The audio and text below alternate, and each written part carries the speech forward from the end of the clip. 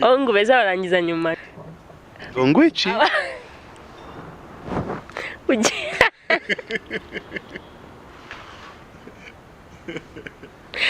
Abasore beza cyangwa se simbizi barangiza nyuma, right? Kurangiza iki? Ntago mfite boyfriend.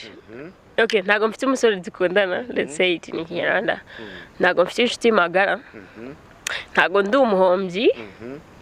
Ahubwo ndi winner cyangwa se ndi umutsinzi kubera ko abantu turi kumwe ubu ngubu cyangwa abandi ruhande nta numwe nkwiriye.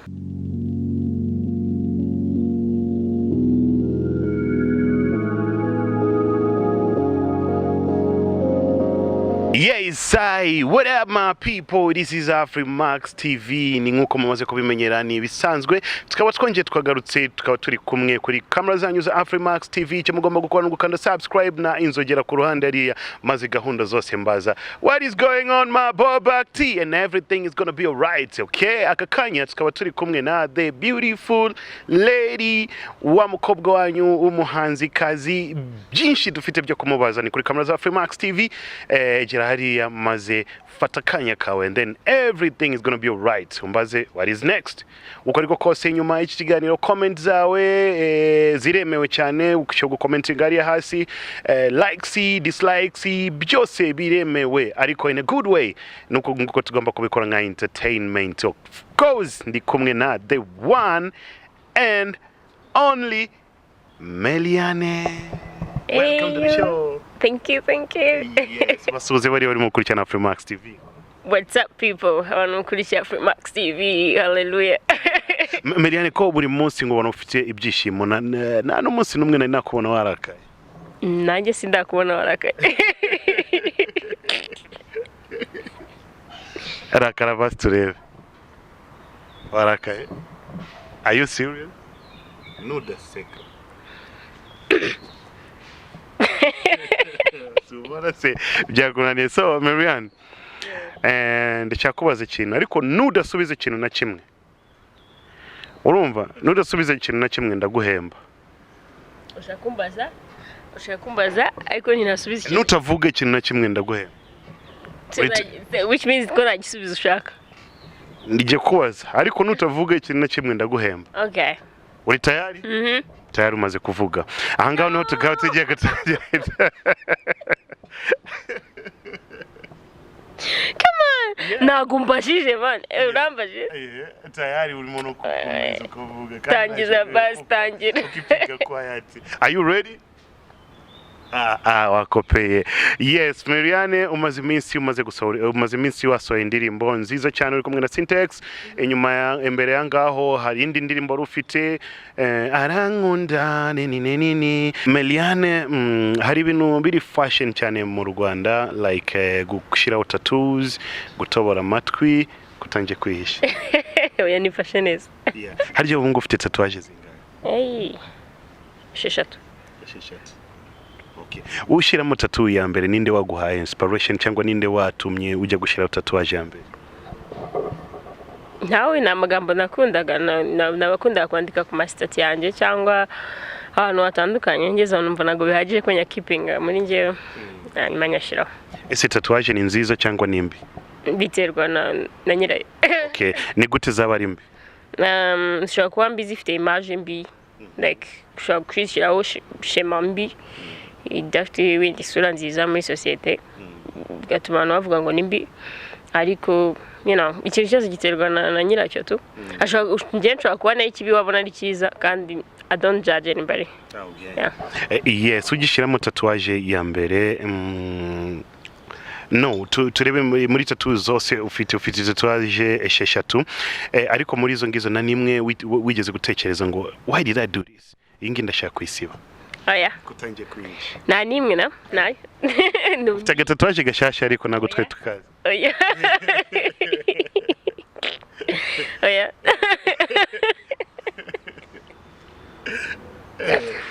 Oya. Nako. Wifashe. Okay. Gutobora amatwi ndabona utoboye 1 2 3 4 uri kwihisha. Tell us something about gutobora watangiriye. buri muntu wese biterwa hari uvuka agasanga wenda baramutoboye hamwe hari n'uwitoboresha ku giti cye ariko nyega ko ari ibintu bisanzwe ushobora gutobora rimwe ushobora gutobora kabiri gatatu biterwa n'uburyo ukunda gukora style yawe cyangwa uburyo ukunda amaherena. Umaze gutobora kangahe? Gutobora umubiri wawe kangahe? Come on.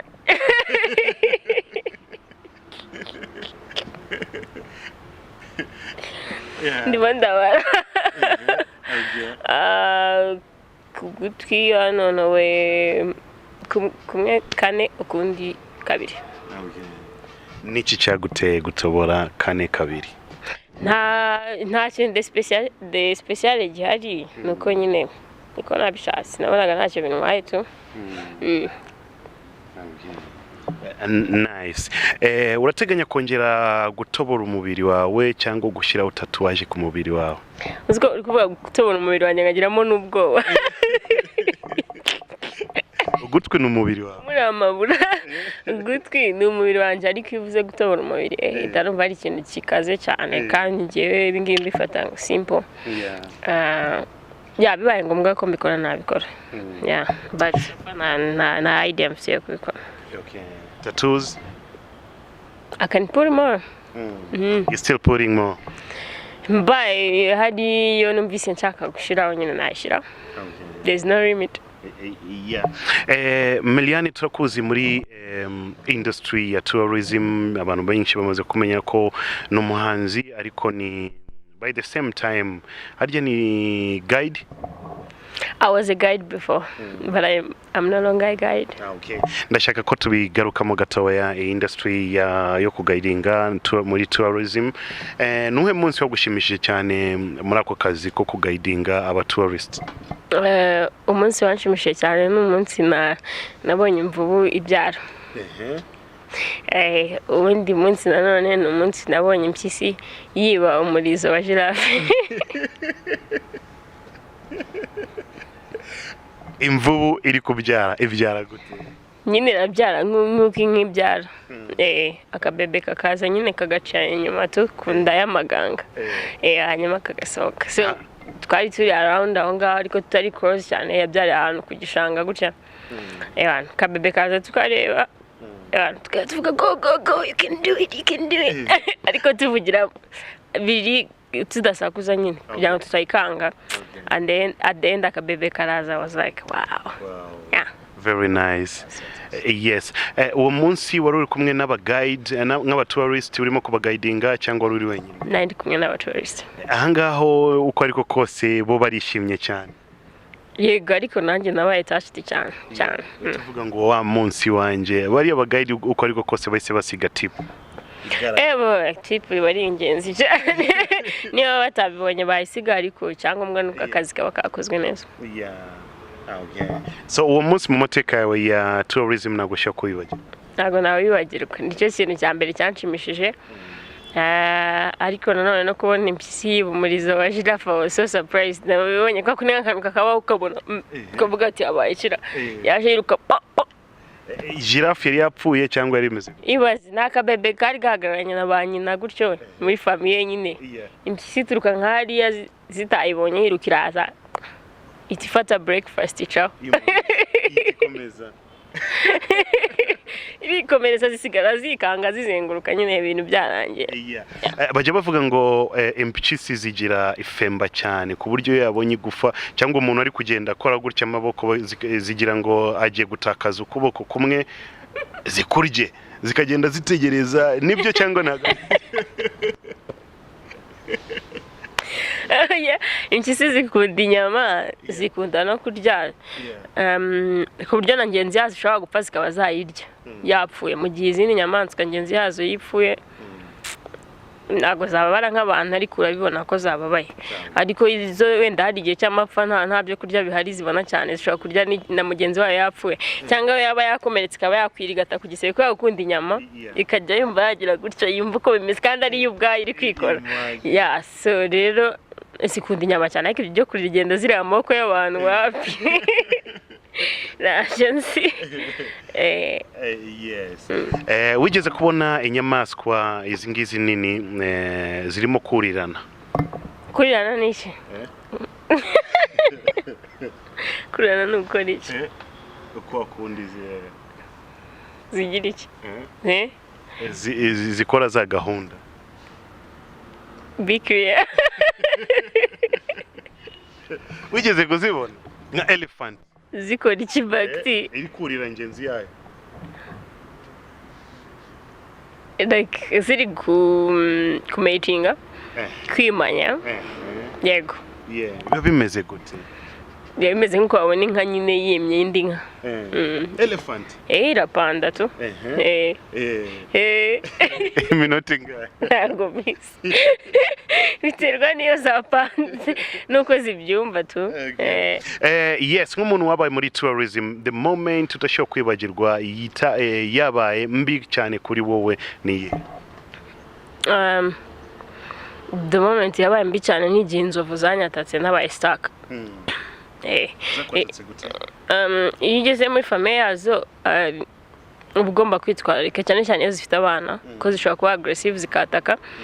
So rero njye nazigezemo bintunguye kuko aho nari naturutse ntabwo nari nazibonye ko zari ziri mu ishyamba.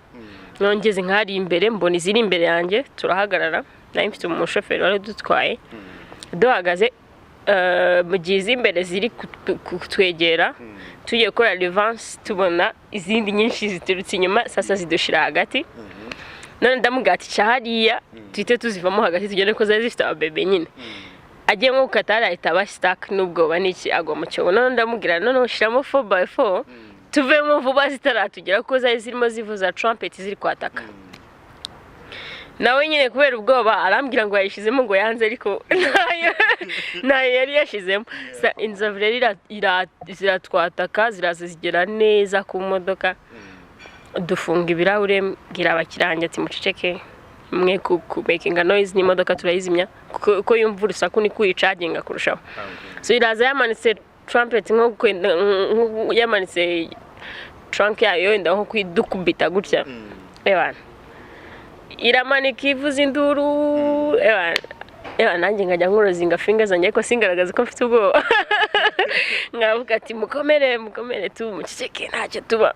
Ariko akirangira bafite ubwoba cyane bakamfataho kandi ubona nyine ndi gatoya ariko bakamfataho ati ngo bari gutitira. Nanjye nyine ndikomeza numva ntago waba ari wowe uri umugayidi w'abantu ngo nawe ugira ubwoba tu. Nanjye ndikomeza bati mwe muceceke tu mwe serious. Gatima kakemo kagira gutya ariko nanga mvuga ati mana please nago napfa nabyaye tu. Irazira iramanika yumva nta kintu gikoma ishira mutonzi irazenguruka ku modoka yumva nta muntu uvuga.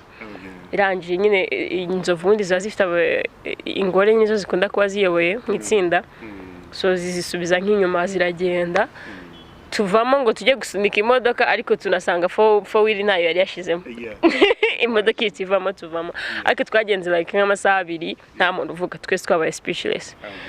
Ariko ntago ari iyo case gusa ariko iyindi ntago ntubwiye na kandi yidi ni inzovu yitwa Mutware itarapfuye ubu yarapfuye. Yari famous cyane. So yari maze igihe rero yarisajije mu ishyamba none ngenza mvuye muri ofu ntazi ko hari ahantu yakwamiye gutya yateza byarasaze nyine yararakaye nyine tu mfite umujinya. Ndaza ngiye nko gucaho gutya nari ndi kumwe n'umutipe uje bwa mbere muri parike. Tuyibona hano gutya neza iruhande neza rw'umuhanda. Ayibonye anahita ari kuri modoka n'ibintu byose imodoka irazima.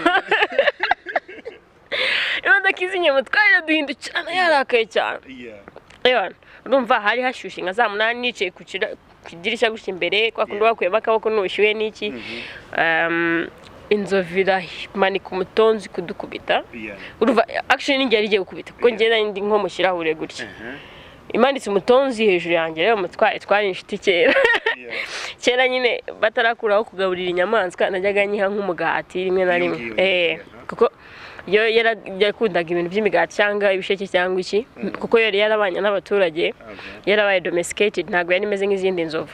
So rero kera batarakuraho ibyo bintu byo kurigaburira ko bundi ni bibi bituma inyamaswa ziba zimenyera ko bagomba kuzigaburira ugasanga ziba aggressive cyane so rero mbere yuko bayikuraho najyaga nyihereza umugati ari inshuti ari niga yanjye none irangije imana kumutonzi n'ubwa mbere nabaye close y'inyamaswa birenze kuko hagati yanjye nayo ngira ngo harimo nk'ama santimetre nta metero yari irimo kuko yari too close cyane y'umutwe wanjye imanika trunk hejuru igiye kuyinkubita mu mutwe nanjye yinemera gutya ndayireba tu n'ubwa mbere nazuminganye nayo gutya nk'iyi kamera nk'iyi microphone kwindi imbere gutya neza too close yari ifite amaso nameze nk'acumba umwotsi yumuka ameze nk'acumba umwotsi ndayireba nyine ariko urumva iyo ugiye gupfa ubundi sinzi impamvu ntabwo uba ufite narebye nyine numva ko byarangiye tu sinagira ikindi kintu ntekereza nayo uko umutonzi wayo wakagumye hejuru turarebana turazumingana gutya none niwe yaranyibutse ikavuga iti n'umunywanyi wanjye yajyagamo umugati ko ubundi zigira memoire yibuka cyane ihita ibyatsi yari ifite mu kanwa gutya yari yafashe mu mutonzi hejuru irabirekura n'ibizi byose yari ifite mu kanwa irabirekura bimanukaho mu misatsi no ku ishati y'akazi ihita igira isoni ihita ihindukira ihita ireba hepfo iti ihita igira isoni cyane iravuga iti nari natatse inshuti yanjye bana ihita yirebera nk'epfiriya igira isoni yanga no guhindukira itwereka amabuno mbwira mukapatatsi imodoka tugenda barati masusumiro gutya turapfa arimo avuga base na basekuru umukapakatsi imodoka biramunanira yamutipesha mubonye hayi namumenya gutitira dabaye ngombwa nyine ko ngiye ntwara njya kuri vora turagenda twageze ahantu bita kuri picnic area muruhukira twese mu modoka nta muntu n'umwe uravuga abakiriya nari mfite bavamo bashyiraho amasigareti baba smoking hafi nk'amapaki angahe nta n'umwe uvuga nanjye njya hariya nicuza ibyaha byanjye nibaza ukuntu nari mfuye ariko nyine hari memories ziba ziteye ubwoba ariko ubuzima burakomeza tu yes waduha experience ya Akagera National Park niho wahoze ukorera mu gihe kinini cyane ariko bushize twarajyanye muri Gorilla Mountain bwari ubwa mbere cyangwa naho wakunze kujyana abatourist kubagairinga kiragiye njya bwa mbere ngiye ariko nkuko twarabagide tuba tuzi like nk'ubuzima bw'izindi nyamaswa muri rusange zo mu gihugu ushobora kuba utaragira ahantu ariko ubiziho so bwa mbere nari ngiye like ngiye ku giti cyanjye yego icyo gihe turi kumwe nihe moment wakunze cyane muri Gorilla Mountain narabikunze ariko biri scary uribaza ngewe nari menyereye gukora akazi ndi mu modoka inyamaswa nkazibona hano ndi mu modoka ntari ntegeranye nazo ariko that time yaraje irandepasa Gorilla iraje irandepasa nca ku ruhande mfata n'akavideo gutya ariko ndi kuvuga ati yesu we mbega ikintu iraje nca ku ruhande ndavuga ati mana yagasani mani byari arya twajyanye muri group imwe cyangwa waje mu yindi twarazamukanye tugeze hejuru mwebwe abajyana gutya left twe tujyana right ariko ngewe ahantu narindi hari inzovu hari Gorilla ya Silver Park igisore bya hatari neraje irandepasa magaze nka gutya nca hano mfata akavideo nigize ikinya ndavuga ati ariko biba bikanganye kuba uri hanze like utari mu kindi kintu utari mu modoka udafite uburyo bundi wahunga uri ahantu hamwe naho yo ihagaze kuko hariya uretse kubahiriza amabwiriza abundi wisha amabwiriza hariya ibo yamutse utumye ba aggressive warangiye ariko it was memorable trip ariko so very scary byari bikanganya ariko group yacu twebwe bwari uburyohe cyane turi kumwe na Miguel behind the camera turi kumwe n'abandi bantu hariya noneho ngiye nashaka no kuzegera hafi cyane bari abagayide bakambwira ngo back tea please egera ku ruhande gato kuko ngiye numvaga I want to shake the hand oya ibyo bigerageje noneho getting close barambwiye ngo no hari metero udashobora kurengaho cicikare bagutya ndababwiye ngo ubugomba gukurikira rules otherwise that may be aggressive acting bitandukanye ariko abagayide narabakunze cyane n'abantu bari serious cyane barakubwira ngo no you don't have to do this you have to do that and that So it's all nice. Umunsi mubi kuri Meliane umuntu umunsi bumeze gute? Umunsi mubi kuri njye yawe seno wera ni igihe haba haguye imvura umunsi wose. Kubera ko ni umunsi mwiza kuri njye. Y'imvura yiriwe igwa umunsi wose. So nice. Ukunda ubugari. Oh yeah. Iyo imvura yiriwe igwa umunsi wose rwose mba nabaye jene kuko sinkunda ikirere gikonje cyane. Naho umunsi mubi ku buzima busanzwe ngo umuntu yakoze gutya ntago nyamba bari minota 5 nitabishira. So rero ntago wambera umunsi. Umunsi mwiza kuri Meliane. Umunsi mwiza kuri njye ni igihe hari izuba rikeya n'imvura idahari. Undi munsi mwiza kuri njye ni igihe ndi kumwe na famille yanjye n'inshuti zanjye do having a fun. Abantu benshi barimo kwibaza ikintu kimwe, ese Meliane ni wa muhanzi wacu ariko yahoze ari muri industry ya tourism, ese iyi industry wayivuyemo burundu cyangwa bimeze gute? Abantu barimo kwibaza ibyo bintu tutarajya mu buhanzi cyane. Nayivuyemo by'akanya gato kuko ntabwo ngikorera mu Kagera ariko sinavuye muri industry ya tourism kuko anytime nayigarukamo wenda nikorera ariko ntago nayivamo kuko ndayikunda cyane. Uraplaninga kugaruka kwisubiramo ryari? Ntago ndamenya igihe nonaha ariko maybe mu myaka 2 nshobora kubisubiramo ntari umugayida ariko nikorera. Meliane, hari ikintu cyo kuba wigeze gukora mu buzima bwawe ariko uricyuza cyane ukavuga ngo mu buzima bwanjye sinshobora kongera gusubira gukora iki kintu?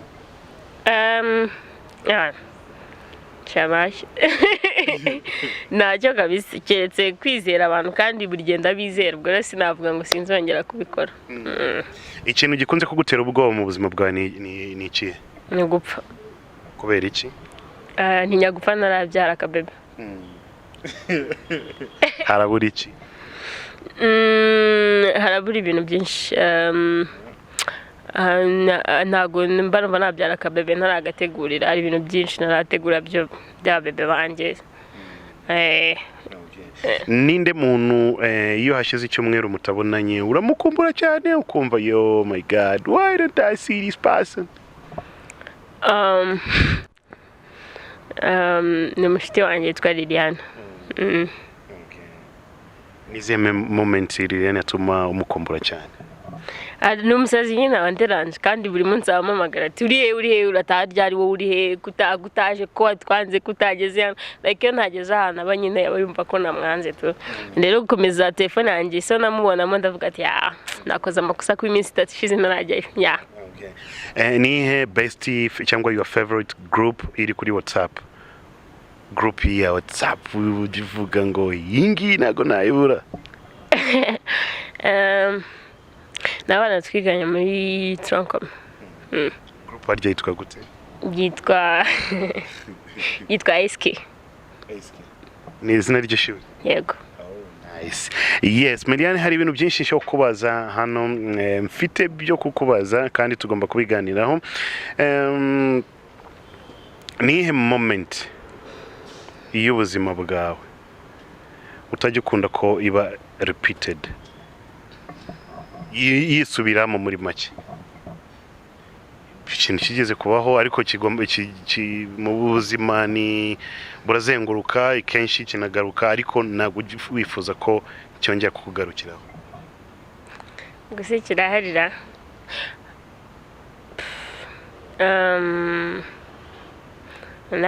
Nations.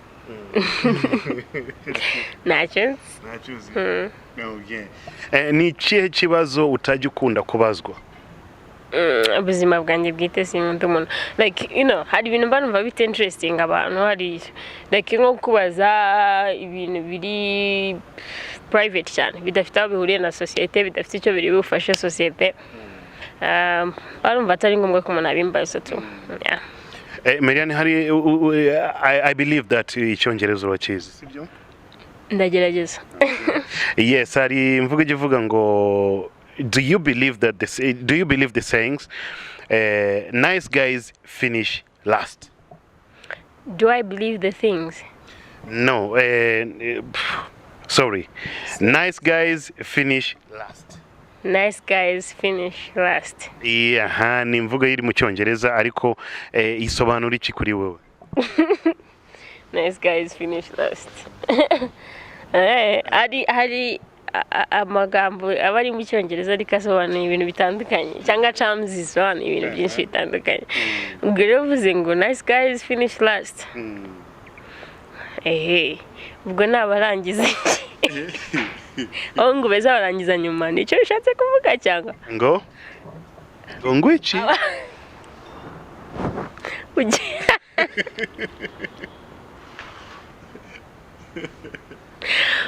Nago busy nice guys finish last. Abasore beza cyangwa se simbizi barangiza nyuma, right? Kurangiza iki? I don't know. You the one who started that. No, you know English, so ngenda shaka bisobanuro byayo. Nice guys finish last. Yeah. Nago biterwa n'ibyo baba barangiza nyine. Agomba kwiyongera akantu. Barangiza iki ahubwo bakti? Barangiza iki amungu? Barangiza iki? Aha. Ngo iki? Are you a nice guy too? Yeah, I'm a nice guy. You finish last? I am. Yeah, for real. You finish what? Yeah, after the interview, I'm gonna say my word last. Gongwichi.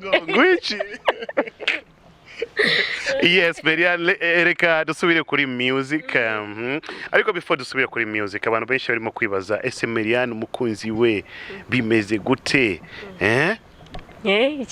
Iki baribaza iki muribaza iki? Ku mukunzi wa Meliane. Baramwibaza iki? Iki nyine iki. Ameze neza wanjye meze neza.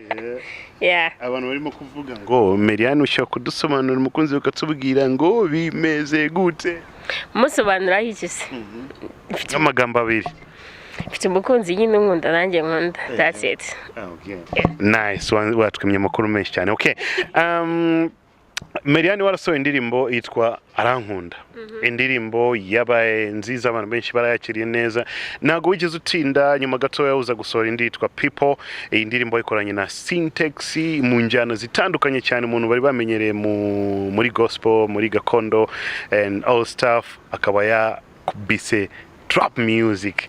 So ibi ni ibintu bitandukanye ariko imbere yuko tujye muri iyo ngiyo reka kwanza tujye muri Arankunda. Achievement zayo ni zihe? Nago ziragira kure cyane ko nago ndakora video yayo nakoze video lyrics ariko ndi like next week nzandi gushutinga video yayo kuko iyo People yaje kuza mu gihe nagomba kuba ndi gushutinga Arankunda so biba ngombwa ko dukora video ya People na audio ya People at the same time bisohokera rimwe bivuze ngo nabuze umwanya wo ku producing Arankunda video ariko it's gonna be out like kuko next week tuzaba twatangiye kuyishootinga so I think izagira just the great achievement kuko ni indirimbo itari mbi.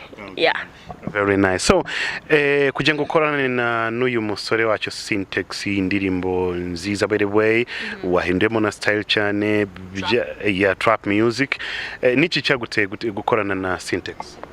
Syntax ni umuntu nari nsabye collab bwa mbere twahujwe n'inshuti yanjye iyo nshuti yanjye rero yari yapostinze akavideo gato y'Arankunda hanyuma yari ni inshuti yanjye kandi inshuti ya Syntax Syntax la commenting aravuga that's a nice song hanyuma bituma umuntu aduhuza rero like he was like you guys you can do something together kurabizi yo appreciate ikintu cy'undi muntu of course you can work together so rero ntago yigeze ngora twarakoranye urabizi sometimes igiye gukorana n'umuntu w'umustar kurusha arifunga sometimes you know akijya like hariko nyine he was so humble and niko twaje kubikora rero People ijya hanze abantu barayumva. Yes. Niki cyatumye mukora iriya style? Nari naranditse iriya ndirimbo apana yose kuko hari part indi Syntax yanditse nawe ariko njye naranditse part 1 na chorus hanyuma nyine arambaza se ufite indirimbo nshyashya wanditse cyangwa tugiye kwandika ndamubwira mfite izo nanditse namuririmbiye ebyiri akunda cyane iriya so ndavuga I'm okay with it we can do it tuyikora. Yeah. So you're very good in trap too. So uzakomeza gukora injana ya trap cyangwa uzajya ubivangavangamo cyangwa uje kwisubira muri gakondo? You can tell us. Nzaba nzakora gakondo, nzakora fusion, trap music, gospel, nshobora no kujya muri reggae, you know. So like ko nzayambyuka numva nyine you know, indirimbo ntago kuba nziza ari injyana yayo gusa kuko cyangwa ni message zitambutse kandi injyana nyinshi abantu bari abanze barazikunda batandukanye cyangwa no kwikora neza. So rero any inspiration izamfata ewana nzajya muri studio recording. Arya nuwe muhanzi w'umukobwa ujye gukanga cyane ukamureba gutyo uvuga muhanzi ararenze? Kadibe wo mu Rwanda. Kamarizo. New generation. Nobody. So bose ni n'abahanzi beza baririmba ariko iyo umbwiye ngo ujye ugukanga ukavuga ngo ararenze mu miririmbire. Yes, mu miririmbire ubwo nyine kugira ngo mutinye nuko nta numva afite ibintu birenze cyane ku rwego ngiye ntageraho. Rero ntawe mbona ufite ibintu birenze ku rwego ntageraho. Nabigeraho ahubwo ikibura ni igihe, ikibura ni kuba superstar nkuko ari superstar, ariko ikibura si ijwi nta nubwo ikibura ari amagambo, ahubwo ikibura nuko bafashe umwanya kugira ngo bagere aho bageze, barakoze kugira ngo babigereho, nanjye rero ndategereje gukora kugira ngo mbigereho kandi nzabigeraho. Very nice. Yes, muri yo ndirimbo people uri kumwe na syntax ya amagambo yumvikana urimo kuvuga ngo I don't have a boyfriend. I don't have a boyfriend, I don't have a best friend, I'm not a loser, I'm just a winner cause people who are around me, they don't deserve me. Okay, tugende buhoro buhoro unabisobanura mu Kinyarwanda ngo I don't have a boyfriend. Ariko iyo ndirimbo bati no reka tubanze tuyisobanure kugira ngo babanze babyumve ibindi turaza kubivugaho mu nyine. Okay, ntago mfite boyfriend. Okay, ntago mfite umusore dukundana, let's say it in Kinyarwanda. Ntago mfite inshuti magara. Ntago ndi umuhombyi. Ahubwo ndi winner cyangwa se ndi umutsinzi if I may say like that. Kubera ko abantu turi kumwe ubu ngubu cyangwa abandi ruhande nta numwe nkwiriye. Ntago bankwiriye. Okay. Mwabyumvishe mu Kinyarwanda none amagambo ndashaka uyadusobanurire neza ngo nta mukunzi mfite, nta n'inshuti magara mfite, abandi ku ruhande nta numwe nkwiriye. Ntago bankwiriye. Maxi dawe bivuze nk'uwivumbuye ngo nta numwe nkwiriye. Uzi iryo jambo nta numwe nkwiriye bigomba kurivuga ebana ukarishimangira ngo nta numwe nkwiriye. So there's a story behind iyo ndirimbo. Can I give them a cappella? Yandirimbo kunivuga ubundi bavuga ngo abavuga baravuga baba bavuga ngo inzira zanjye ntizigire iyo zijya kuko iyo bareba atariho bambona bashaka konsarura nkabo kandi njyewe simbiba nkabo. No, amagambo nshinege ntangera mu nkokora nkomeje umurimbo wanjye. People you talk too much, marry this marry that, oh my god. I don't have a boyfriend, I don't have a best friend, I'm not a loser, I'm just a winner cause people who are around me, they don't deserve me. See, you know. Yeah. Iyo ndirimbo iri based kuri stories z'ukuntu like you know back nje nawe reka tujye nyuma y'ikiganiro. Okay. Gusohoka. Okay, nje nawe turi inshuti sibyo? Dushaka gusohokana hariya tukibana bakatubona ndetse kuri legend cyangwa turi kunywa akantu. Bakavuga Meli na Bakti baradatingana ni couple. Kandi wenda nje nawe ntago turi mu rukundo. Wenda turi hariya twinywera akantu turi muri business zacu zitanabareba anyway. Ariko umuntu tubonye turi kumwe agatavuga they are in love sibyo? Uwo ni umuntu ku ruhande. Inshuti yawe magara bakayibaza se are they in love? Ngo bya cyane barakundana n'ejo bundi bavuye ku kibuye kapo. Kandi nagari byo. Nyuma ya hahandi ukazasanga boyfriend bari kugushinza ngo ufite ntago ari boyfriend wawe. Inshuti yawe magara yakabaye ivuga ko ibyo atari byo iri kwemeza ibiri wrong ugasanga nta boyfriend ufite mu bo bakubwira inshuti zawe magana ntazo ufite kuko they don't know you really noneho n'abantu bahari ku ruhande ufite muri ako kanya bari around you they don't deserve you so you can't call yourself a loser kubera ko ngo bavuze inshuti yanjye yavuze ngo magara yavuze ngo abandi bavuze ngo so ngo ngurire ngo uvuge ngo baranyanga ngo si you sing ngo ngame loser you don't have to ahubwo you the winner kubera ko bari abantu bari hariya they talk too much baravuga ariko they don't know who you really are nje mbabwira ngo murashaka amakuru ku munyamakuru iyo nshatse kuvuga byinshi kuri box ndavuga ngo murashaka amakuru ku munyamakuru see you know that's what's up turi kumwe na Meliane reka ngwe time yo kwamamaza indirimbo yawe just a promotion for like 1 minute utubwira hano twayisanga by the way wari wambaye neza muri video you and syntax hariya swag ni zose muri kije basige babyita dripping za danger drip yeah this is up promote your stuff. Okay, I gotta promote my stuff. Iyo ndirimbo yanjye nshasha na syntax itwa people mushaka kuyisanga kuri platforms kuri distro, iTunes, Spotify, everywhere. Kuri platforms zose mwayisangaho. Nkaba nabasanga mukore subscribe kuri channel yanjye ya YouTube ni Meliane unesha. Mumfashe gutera imbere mundemere mwe kabyara mwe yeah so naranguda video yayiraje vuba so kandi subscribe share hanyuma tugumane ibyiza biri imbere inshallah. Okay, thank you so much. High five muse. High five.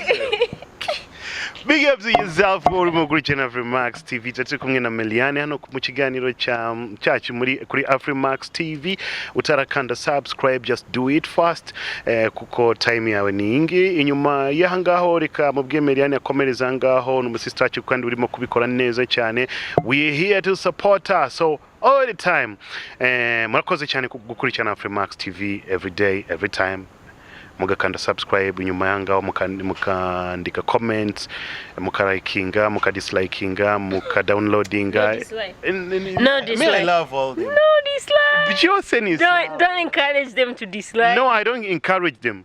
But if they feel like they want to do it, let them do it. Yeah, if you feel like you want to talk, just talk. Kubera ushaka guforcinga abantu. What you forcing on ku disliking? No, ndaba forcinga to do whatever they want to do. Yeah, do whatever you want to do. Thank you so much. Until next time, my name is Bakti. Behind the camera, I'm Miguel. Big up to yourself. Ciao.